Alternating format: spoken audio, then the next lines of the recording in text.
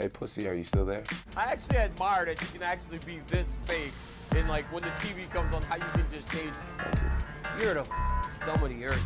Don't doubt me, I couldn't do it. The odds that I couldn't do it. Look at me now. Lebanon, pound for pound. Headshot, dead. That's it. What it do, dog? Yo, what's happening, baby? What up, my dude? How's your day going? Just another one. Glad to be here. Ready to get into this shit. I hear you on that, bro. Hell of a fight card coming up this week, bro. I think we're blessed. It sucks, right? Because we just had, 2 weeks or 3 weeks with no UFC on Saturday night. 2 weeks. It kind of felt weird, didn't it? Like, it almost felt like a month. Yeah, it felt way too long. Because the last card was what? Now, I don't even remember. I don't even remember, dude. That's what I mean. Brendan Allen, Paul Craig. And that felt like a month ago. Yeah, that was November 18th. So, 2 weeks, I guess it would be. 2 weeks ago, because last week we had night. Last week we had PFL championships that were just god awful. Yeah, we got a little disappointed with the PFL championships last week for sure. Yep. Yeah, man, unbelievable. And then people are on the internet trying to compare the fact that they got Bellator now, so it's going to be some sort of an improvement for them. I just don't see it happening. I don't think they come close to being anything what the UFC is, to be honest. Yeah, I mean, maybe. The one thing that I've always really enjoyed about the PFL, I know you do too, is the whole format of it. Like the whole tournament format of the PFL, I think is awesome. It's sick. Yes and no. I do. I like the format. I like the fact that they have it spaced out to where, like, hey, we don't calculate injuries.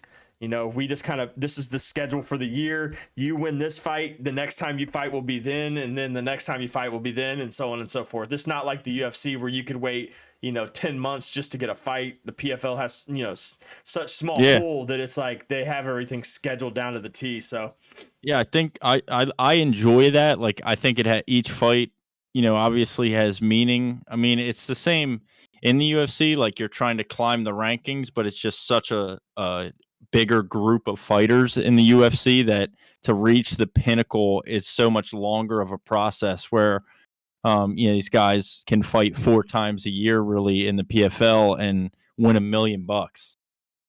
So I do really like the format of it, but that being said, like, we just watched the best the PFL has to offer and it was Friday, right? Shit. And yeah, I mean, it just, you can tell the quality of the fighters compared to what we're used to seeing as, rabid UFC fans. Like, it's just not the same. It's just not at all the same. No, it's pretty obvious. And I know this could be a crazy take to say, but I see Bellator champs running through PFL champs. Yeah, we'll have to see how that shakes out. I mean, there's probably a few. There's probably a few. Yeah. I don't know, like, how confident I am in the Bellator champs either, I mean, I think Umar's an easy win. I think and he fights at 155. I believe also? So. Yep. Okay. I think Patchy Mix is an easy win. Chris Cyborg might be an easy. I don't know, man. Pacheco didn't look that great in the last fight she just had for the championship. Yeah, like, I thought she was not to how we're used to seeing Cyborg. Exactly. Sure. I thought she was going to run straight through her, but that didn't happen. Ryan Bader might be. I think if he was 2-3 years, maybe 5 years younger, there's not anybody in that heavyweight division that's going to beat him. Yeah, right. So, I mean, I don't know. It's going to be interesting to definitely see what that's going to be like when they do merge them together and all that kind of stuff. And I did just see a dude, I did just see like a dope ass promo for Jake Paul in PFL.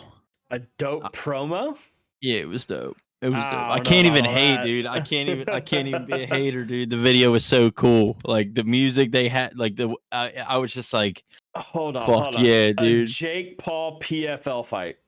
Yeah, I mean, there's no fight. It's just him in MMA gloves in the PFL, like MMA trunks in a cage, like, just I think I did like see shooting that. a promo. Like, just like a video or whatever. It's like, but does it say like 2024 at the very end, like coming 2024 something like that, or something stupid like that?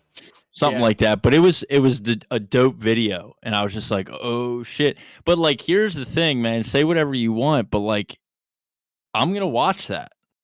Yeah, I'm gonna watch it. Everybody's going to. Everybody wants to see how he fares out in an MMA fight. I mean, I think that's a given. I don't think that is a. I don't know if it's a good lane for the PFL to like necessarily go down, but he's a star. Like you can say whatever you want about him, but like people talk and watch when he fights. Like they talk about his fights and they watch when he fights.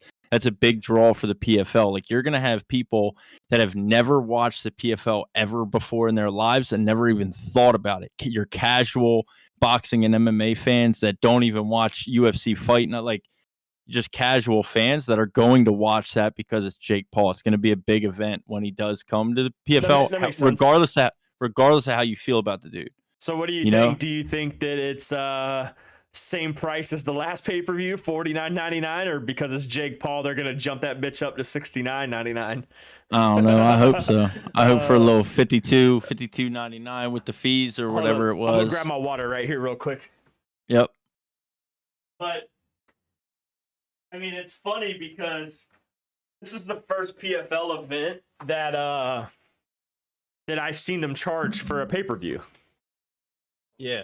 Well, it's the championships, right? It makes sense. Yeah, but I don't believe that they charged last year's. I don't know. I don't even know if I watched last year's. Yeah, I'm kind of new to the PFL thing.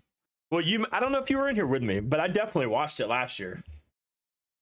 So yeah, so that was cool, man. But Aspen Ladd won the $1 million. Right.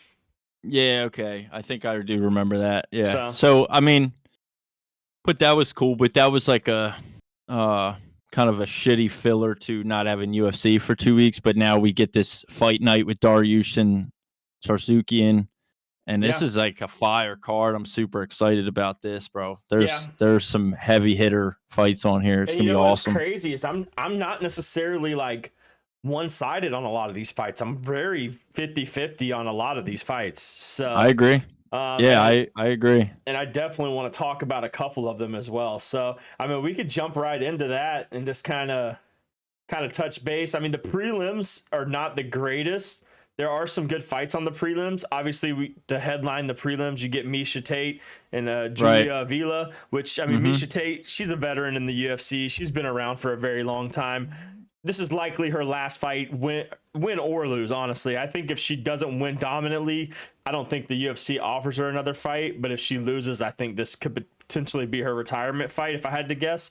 I mean, she's done TV, she's done other things. Like she's essentially doing other things outside of fighting. So the best of her is to just retire, live out. I mean, she is old. She's got to be.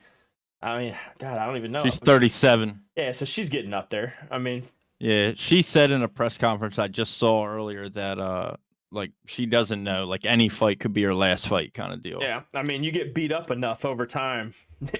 You don't want to mess up your face. I mean, she ain't bad looking, so. Right. No doubt. I mean, shit. But yeah, I mean, this could be a good fight. I mean, none of us really know how it could end up. We don't know what Miesha Tate we're gonna see. I mean, she was a champion at one time. You can't discredit her for that. You can take it as you want, but she did win a belt, regardless if it was women's or not. But absolutely, yeah.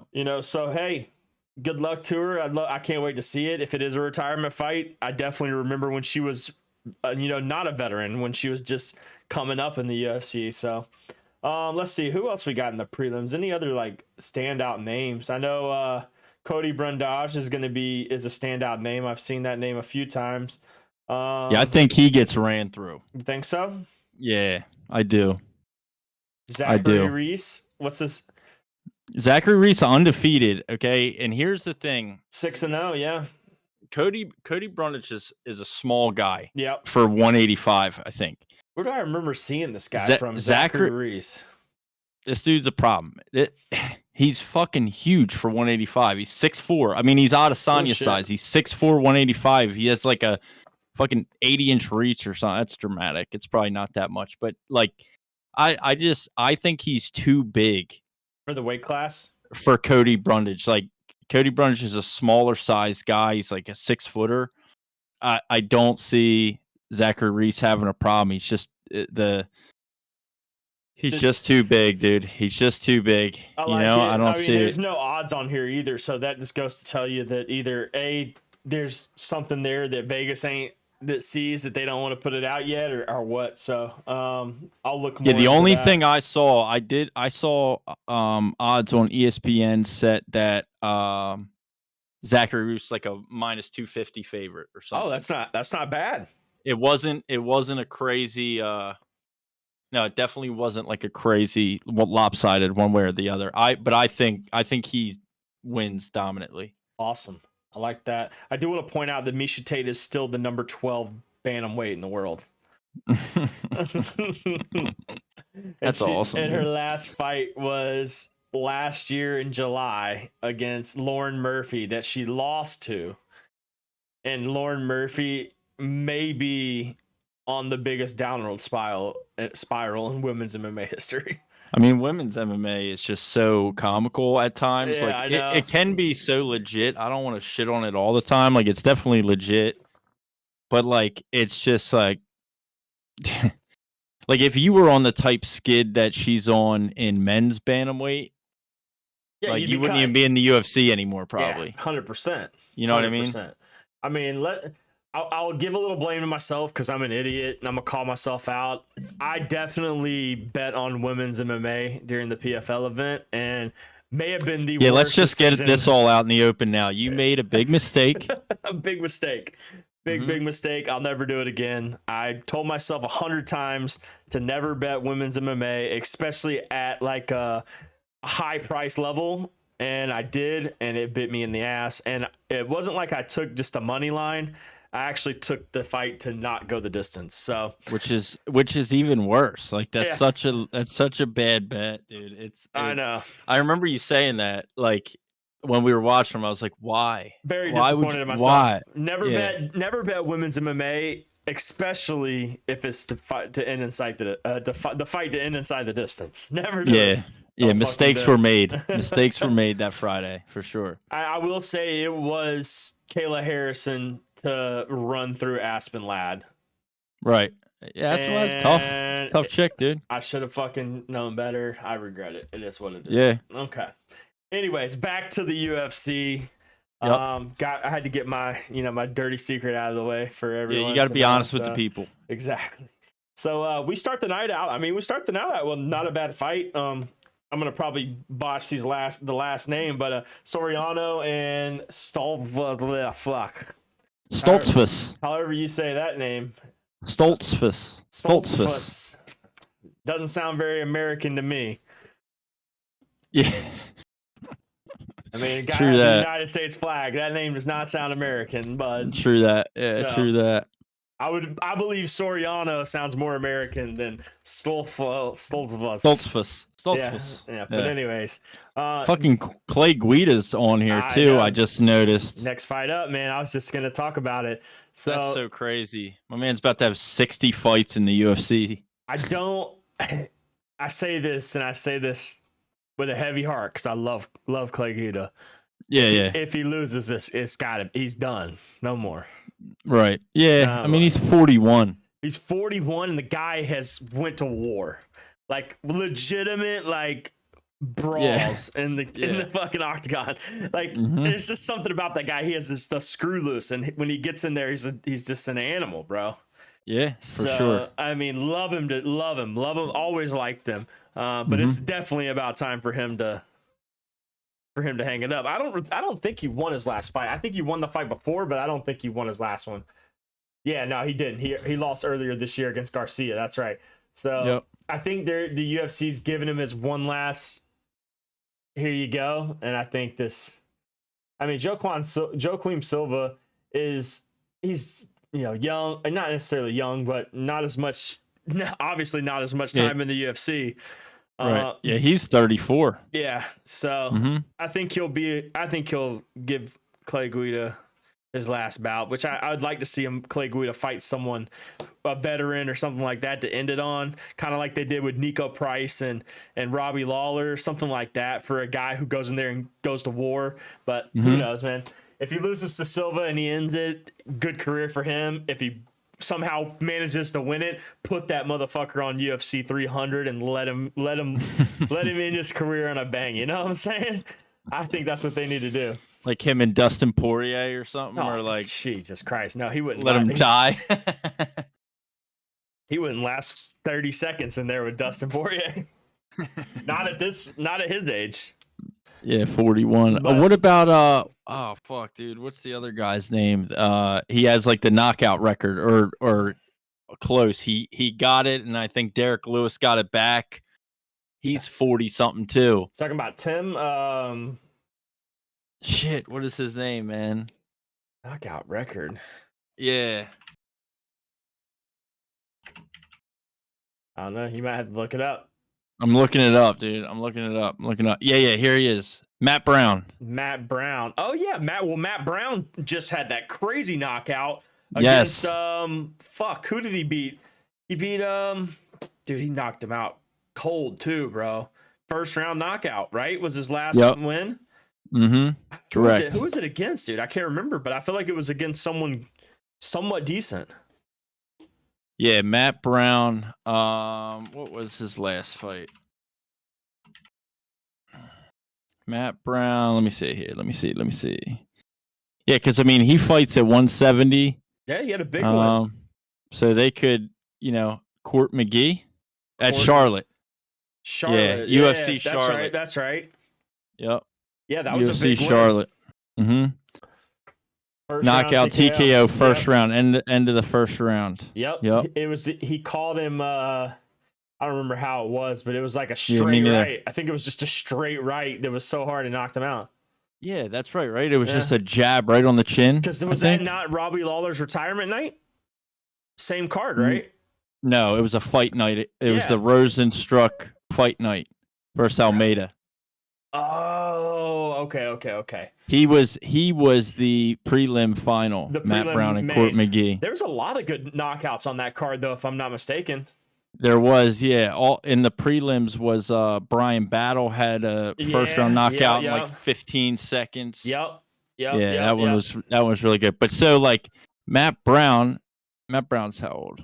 He's in his 40s. I know. Too, yeah, I know he's in his 40s. He might be 41. Let me see here. Oh, we're not gonna give me an age. Yeah, he's something like that, dude. He's I'd say 41 if I had to say. 42. 42? Yeah, so that'd be a perfect fight, dude. Let the two old guys go at it on like the prelims at UFC 300. Matt Brown and Clay Guida. The problem is I don't know if Clay Guida fights again, but by that point, I mean that's April, so it's possible for sure. Yeah, UFC 300. He just fought in like what, April this year? Okay, so yeah, that would make sense. Yeah, fuck it. So awesome, outside of those two fights, now we're getting to pretty much what could potentially be a hell. If I saw this card right here on like a UFC like pay-per-view, if you gave me a title fight and dropped off and put Clay Guida Silva as like the prelim main event, and then the rest of these four fights were like the fight leading up to a title shot, that's a pay-per-view. It is. Yep, for sure. Sean Brady, Kevin Gastelum dropping down a weight division, I think, Figueiredo, right? Yeah, he did. Bobby Green, Jalen Turner, like this is definitely like the four fights on a main card up to a title shot. This is actually really interesting though. So Sean Brady, Kevin Gastelum is going down a weight division, right? Rob Font, Davison Figueiredo is going up a weight division. Yep.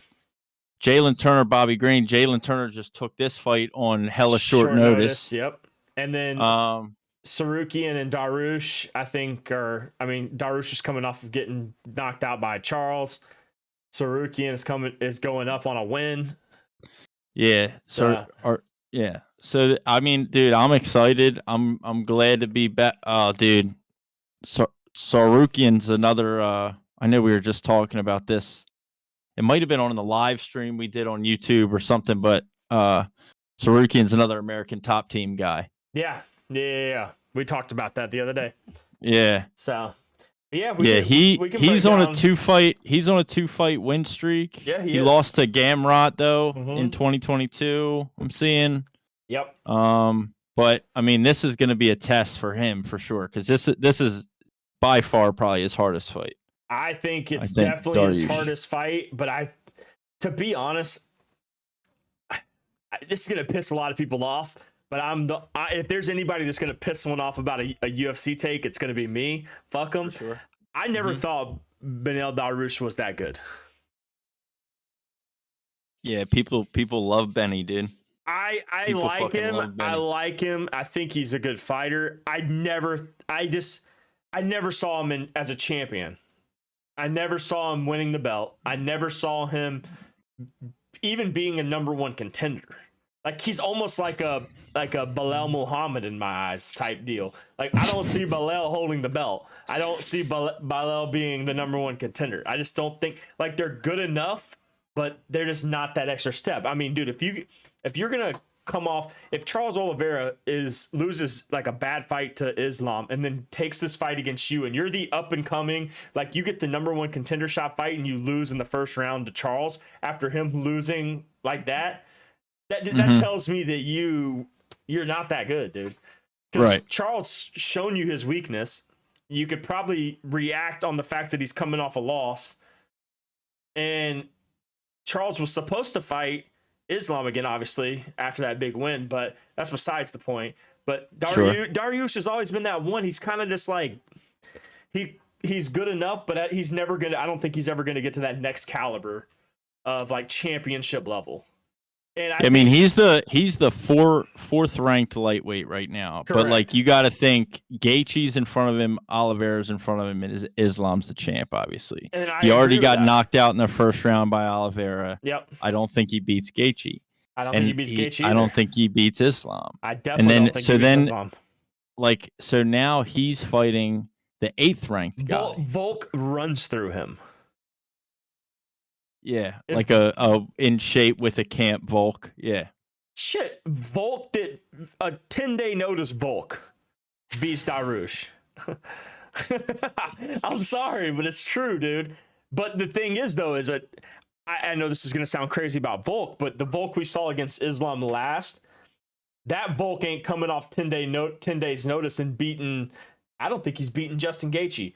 I don't think he's gonna beat. Yeah. You know, he may beat Charles because Charles has weaknesses, dude. That's one thing you either love Charles or you hate Charles. And I'm a big Charles guy because I like a guy who literally got beat to the floor and then somehow managed to rise up all the way to the top. And someone with that kind of confidence and mentality, I'm always gonna respect. So Charles has always got my respect, but he has flaws that Volk would expose. I think Gaethje's striking level, and I think his fight where he's right now in his career after that big win over Poirier, I think if Volk took a 10-day notice fight against Gaethje, I think Gaethje might give him a problem. Yeah, I do too. Gaethje's tough, bro. That's a tough fight for anybody. Yeah, that's a tough fight for anybody. But I see Dariush getting the same thing, ran through, just like Charles did to him. I mean, if you let Charles do that to you, I don't think you're deserving. And I see why. I agree. I see why he's a plus 225 underdog to Tsarukyan, because I think same thing is going to happen. I think Tsarukyan, they'll probably scrap it out. I can see this fight going the distance, being a scrap, but I think Tsarukyan beats him up more. Yeah, and it's interesting too. Like he just fought Charles for like essentially as a number one contender match, right? And then now he's fighting the 8th ranked guy. Yep. You know, so it was almost like he lost that fight and then just kind of got pushed back. And that same shit's going to happen when damn Belal Muhammad tries to go and fight for the number one contender spot. That same shit, he's going to get his ass whooped. I want to see Dana White fucking throw Belal Muhammad and Gilbert Burns number 2 with Burns not hurt, and let's see how it plays out. Right. Yeah, because it'll be interesting to see how Sean Brady fights too, because he's coming back and he just lost to Belal. Belal beat his ass, dude. I know, and the thing is, though, is this is kind of crazy to me, but this is another one of my hot takes. Another thing that I was thinking about. I know you like Sean Brady. Yeah, I'm a big Sean Brady. I mean, he's a Philly boy, so But yeah, I'm I all in on Sean Brady. I don't think he should be the favorite, dude. I think if Gastelum makes weight, Yeah, I Gaslam's a think beast. people forget that Gastelum Ga- was like one of the only people outside of Alex Pieta to give Yeah. Izzy a fucking run for his money. Yeah, Gaslam's a beast, bro, for sure. So like, I think people forget that about how good he truly is. Yeah. And then Sean Brady, he's had so many issues here recently, like just everything. Well, actually, both of them, honestly. Fucking Gastelum getting the damn ringworm before the fight. He can't make weight. Brady can't make weight, right? Wasn't that the issue with him last time? He missed weight, or I thought he got hurt or something, right? Injury He had a thing? fight get canceled. yeah, but they both had like 2 in a row that has something came up. So honestly, this is like a battle of who's gonna show up. Mm-hmm. If you think about it, who's gonna show up? Because none of us know. But Well, right, and that's why I feel good about Sean Brady in this, and I think it'll be because I think it has a lot of meaning to him more than it does for Gaslam. This is a comeback fight for Brady. He was 15-0, he was undefeated, and he ran into Bilal Muhammad and got his ass beat, and he didn't look like. I'm never going to give Bilal his flowers. First off, I'll just say that first. yeah, But because Brady didn't look like himself. yeah, He looked like he had an off night, and you can't have an off night against a top 5 fighter in the UFC. You're gonna get fucked up, and he got fucked up. And so now he's coming back, fresh off your first loss. Like hopefully that just fed something inside him that made him hungry, that he wants to, come into this one and just dominate. And I feel like he will. I think this is a really interesting fight for him to prove that. It'll be, especially dropping down a weight class. You never know how that affects somebody, like taking off an extra 15 pounds. I mean, that could be significant. But based on the interview today, Gastelum was like, "This is the lightest I've ever felt. Like this is the best I've ever felt. Almost like a skinny Derek Lewis now, like going in there like just light on his toes. You never Maybe know. I mean, he was always kind he's of thick, dude, big boy. Yeah, and you could tell like he's never been like ripped. Yeah, Right. Now You know what I man's got mean? Like, abs, dude. yeah. So right. Like, so it'll be interesting to see him fight at 170 for sure. I agree. I'm ready for it. So, me too, man. Next on our list, Rob Font, Davison Figueiredo. Yep. I like this fight more in favor of Font, to be honest. I mean, I know Figueiredo's coming up a weight class. He's a scrapper. Mm-hmm. I think Font's the better boxer. I mean, fuck, dude, Rob Font's one of the best boxers in the UFC. So I mean, He could be a problem for Figueiredo, who's used to scrambling with Moreno and moving around everywhere like a guy with this high level striking. He's so fast though. Davison is so fucking fast, dude. Holy shit. I don't know. I just think he's gonna give. I think Figueiredo's gonna get, or Font's gonna be a problem. Like, yeah, I don't know if he's gonna know how to react to someone who can strike at a higher level than a guy like Moreno or the little guys, Right. Well, and that's the thing. It's so much like obviously at flyweight, right? Yeah, flyweight. Those guys have a significant speed advantage, like just in watching them fight, even compared to a bantamweight, they have a serious speed advantage. But like the size and the reach and the distance, I think is going to be the thing. Like if Rob Font can just beat him up, and pick him apart and box him and out kick him and all those kinds of things, then, I think it's going to be a different, that's going to be that's going to be the story of the fight. Like who kind of wins that battle, who wins the distance battle, how big of a hurdle is it for someone that's used to fighting at 125 to go up a weight class and fight a bigger guy. And Davidson's not at the top of his game necessarily anymore. Like guys are used to going up a weight class when they're at the, peak of their hype and careers and abilities. He's not necessarily at that. So, we'll see. I mean, I guess that, that's why he's not coming up and fighting Sean O'Malley to be that's why he's not fighting the champ, but he's fighting Rob Font. But exactly. Now, I will say this, though. If I'm not mistaken, I think there's only 2 people that ever have gone from flyweight to bantamweight and either been a champ or been successful. Well, I mean, DJ. Yeah, right. Mighty Mouse and Cejudo, I think, are the only 2. Okay, I thought Cejudo was bantam and featherweight. He was bantamweight and flyweight. Was he bantamweight and featherweight? I thought he was flyweight, bantamweight. I don't think there's no way he fought at flyweight. That little motherfucker, right? he was little. I thought it was featherweight.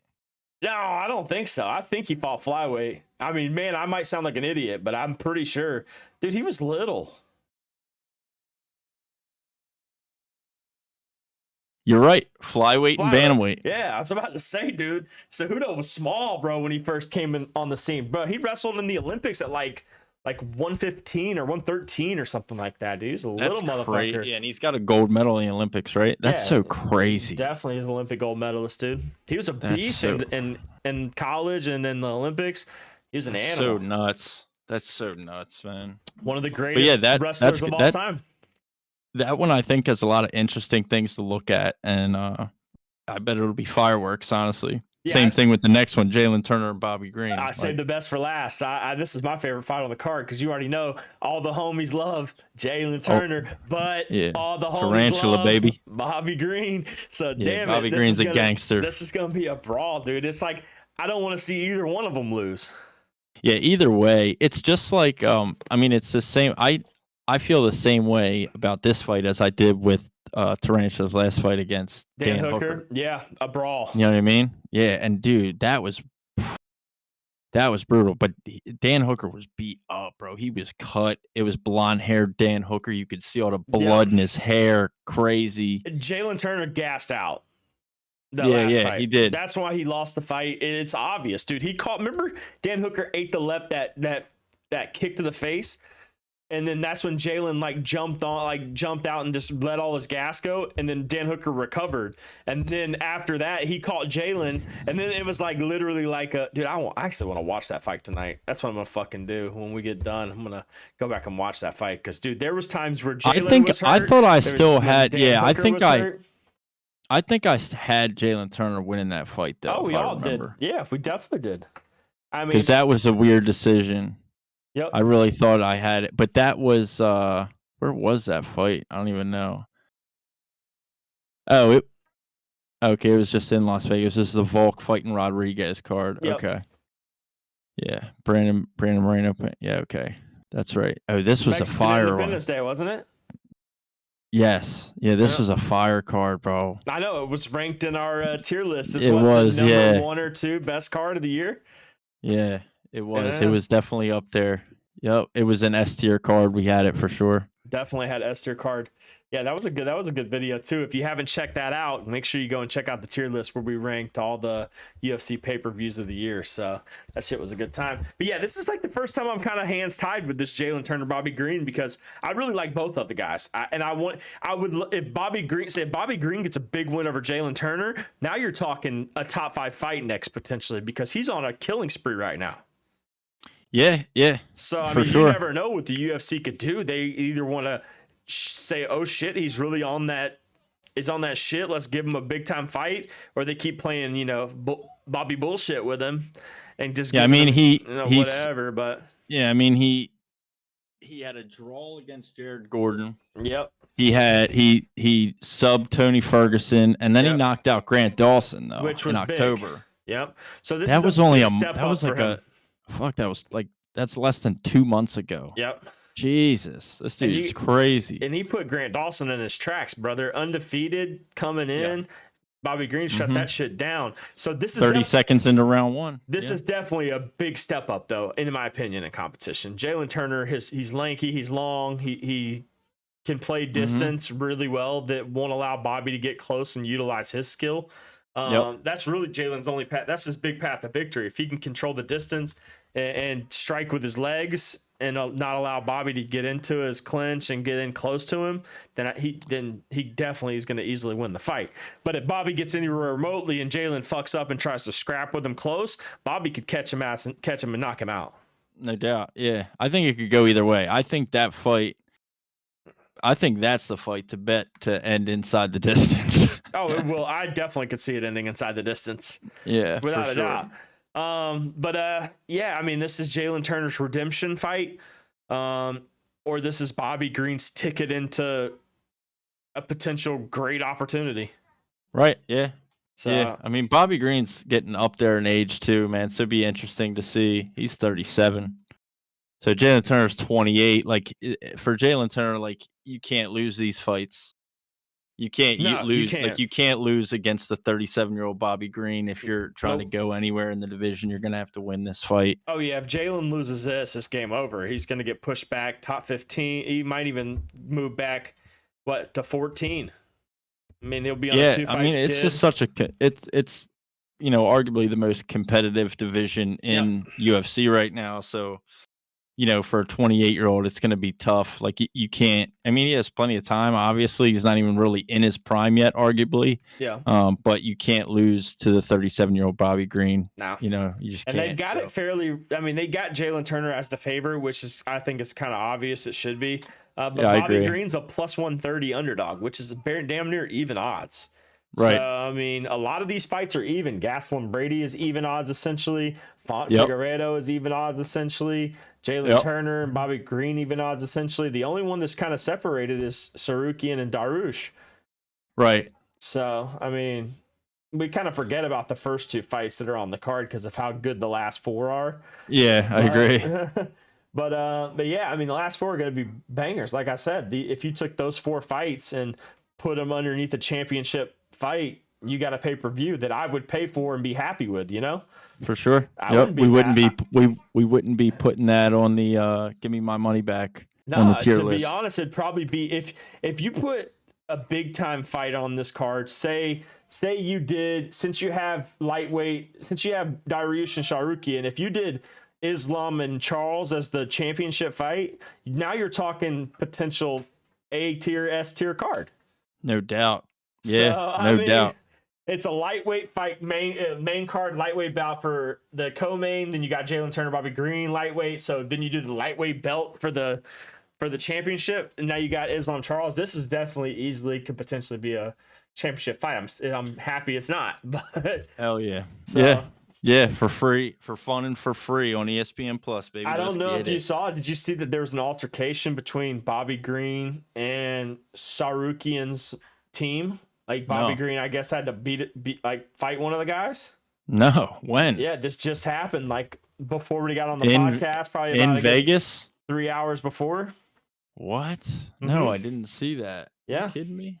No, I believe it had to do with like Tsarukyan's team, like a guy on his team, maybe. Like Bobby Green felt the need that he had to defend himself. Okay. Yeah, that's how it always is. I feel like it's never like actually the fighter starting the shit. It's always like some dude in the entourage that's like fucking it up for everybody. The Dylan Dennis. Yeah. Some dude. Yeah, exactly. Mm-hmm. Yeah, just some fucking guy. Some fucking guy, man. Yeah. So no, I didn't see anything about that though. That'd be interesting. Hopefully it's no big deal and it doesn't, jeopardize anything coming into this fight on Saturday. Well, it's funny. I was about to say it's the UFC. No, nothing's gonna happen. I saw Dana White had a big podcast the other day with Full Send. A lot of shit came out of that podcast. I'm gonna segue because I know we just finished the car, so I'm gonna segue off to this podcast because we talked about it a little bit and some of the things that we saw on there or saw during the podcast. I don't know if you had the chance to fully listen to it, but he was talking about like the UFC, like they're very like. They really don't like this conflict and fighting during weigh-ins and that shit. Kind of like I did see that. Yep. He was saying like he doesn't fuck with that. Like he doesn't want that. So like when these guys get in like arguments and brawls and stuff and scream at the weigh-ins, he was like it really makes them look bad. Like the athletic commission is always on their shit whenever stuff like that happens. So he was like, yeah, well, that's the thing. Like that's the difference. They're trying to make this. As professional of a production as fighting can be. Yep. Without making it like a circus like boxing has become. Yep.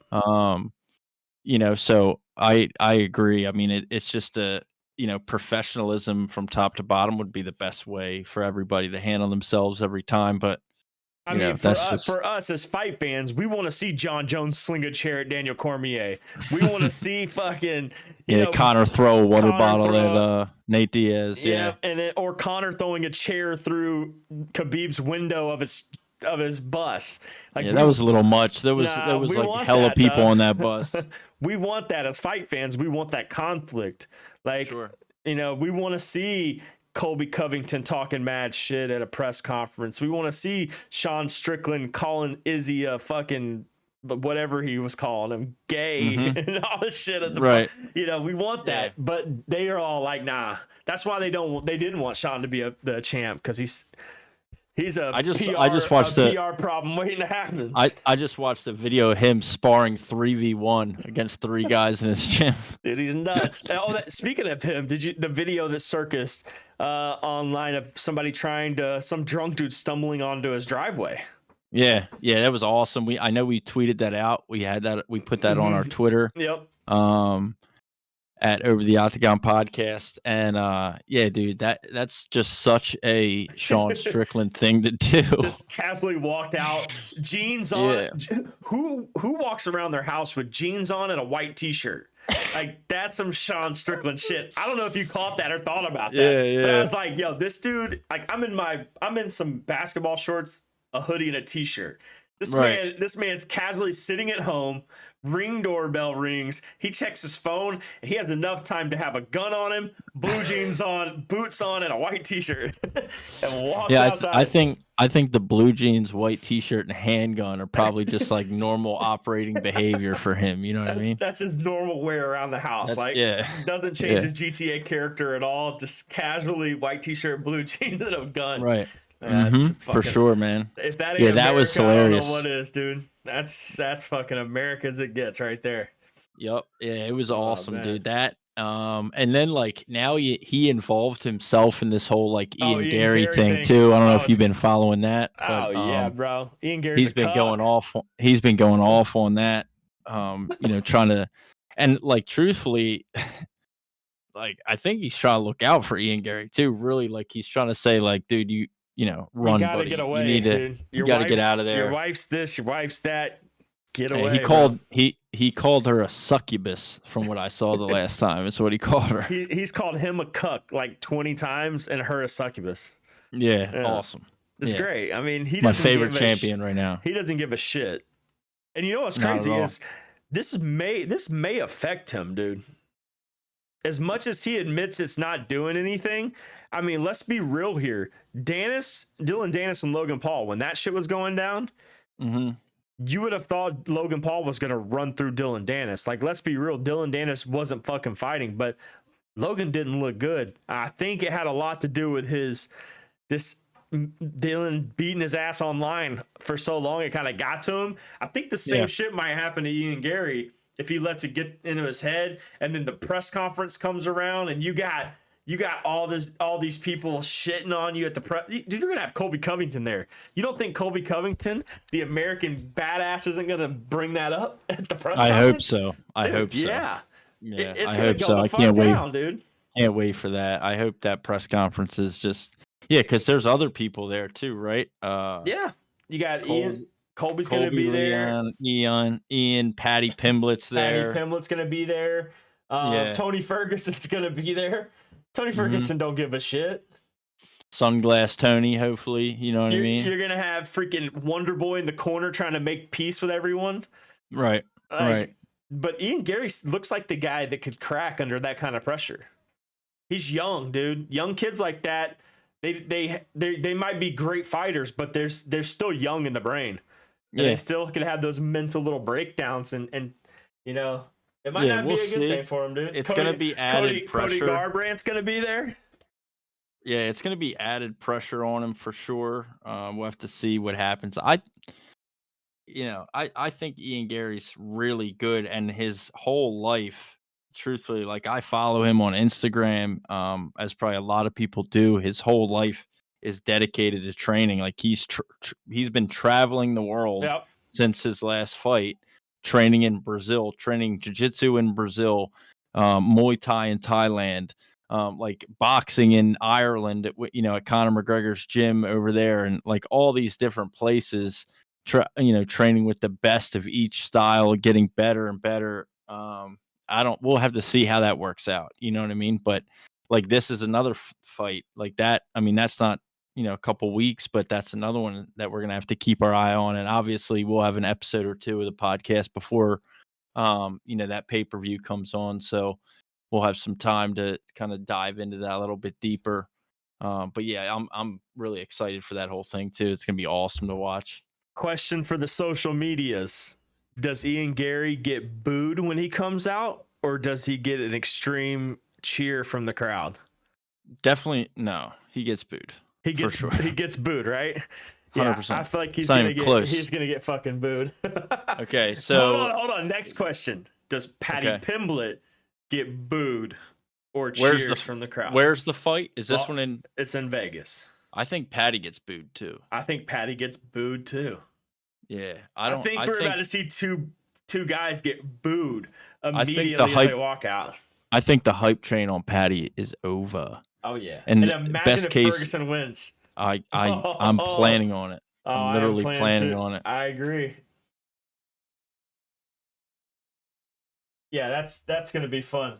But Wonder Boy, Shavkat, that one's gonna be a good fight just in general. I think. I mean, both of those guys are just good. But yeah, that should be a fucking awesome card. Let's see what else we got in MMA news before we sign off.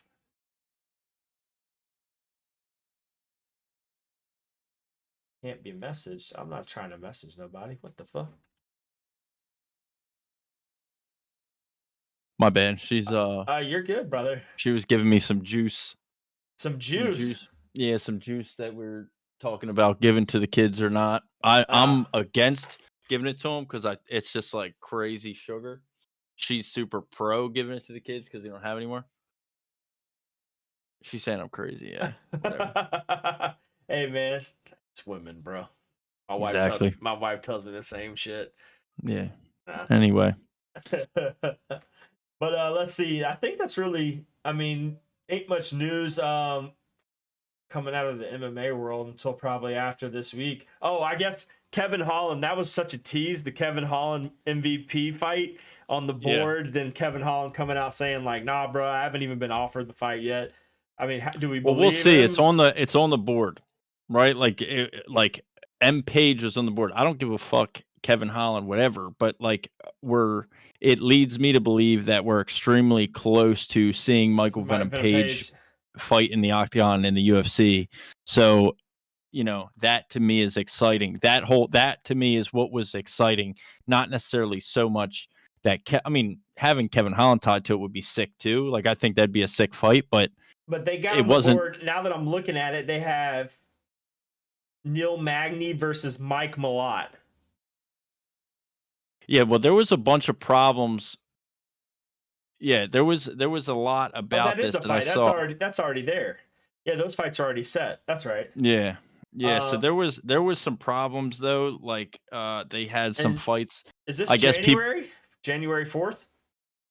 Something like that. People were saying that they didn't know when it was actually recorded, because I think some of the fights that were up on the board had like somebody had already been booked for another fight, or other guys were injured, or so there was some problems with that picture in general. Yep. But I don't care. Like the whole hype around it for me was seeing Michael Venom Page on the board at all, right? So it leads me to believe, and now there's like they had stickers next to it that nobody knows what they mean, and everybody's trying to like maybe it's like a possibility, like a possible sticker. It hasn't been confirmed yet. Like nobody knows what that shit means. Dana and them know, but we don't really know what that stuff means. I bet people are going to start paying a lot more attention to them boards now, though, because you see them in the in his videos all the time. Yep. And I feel like there's never been like a real big leak like that. Like it's always just kind of like,